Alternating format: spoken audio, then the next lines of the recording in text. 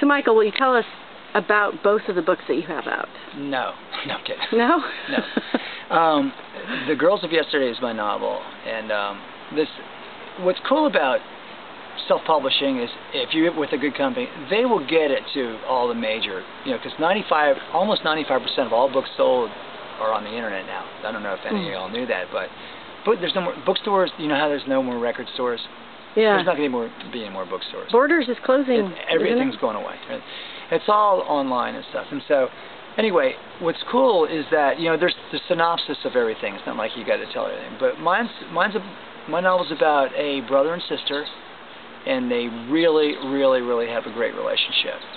And it's tragic, but it's funny. It's definitely Southern. I mean, I'm a Southern person anyway, and I write that in that style. My favorite author is Pat Conroy, and he certainly has influenced me to no end. But it's about a college basketball player, and he has separation anxiety from his sister. She's a year younger, so she's a senior in high school. He goes to Tennessee to play ball, and befriends a young black football player who's also a freshman. So that was kind of his he came from Jesse, the main character, came from a rural area, and so even though he played with black players in high school, he wasn't real close with any of them. But this guy Jess becomes his best friend, and as it is, it turns out to be lifelong friends. And so they have their friendship that develops their into love and all this, and then there's some tragedy going on with his sister and stuff, but it's an awesome relationship between a brother and sister, and everybody that's read it so far pretty much really liked it.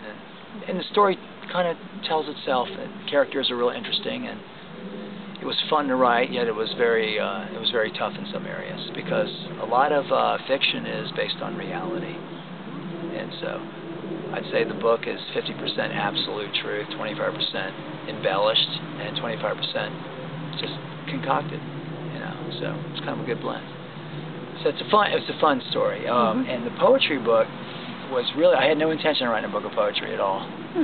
By the way, I was not an English major in college, none of that stuff. I was a psychology and physical education major. I played basketball, and I really thought I was going to be a major college basketball coach. That was my intention, if I didn't play ball past college, but whatever. Turned out to be a rock guitar player. That's cool.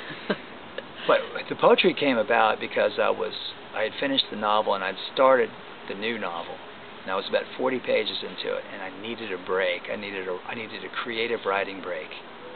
Sometimes timing is, well, most of the time timing's everything. So I went in, I wrote, I thought about it, I thought, you know what? I had written a lot of songs, which songs are poems.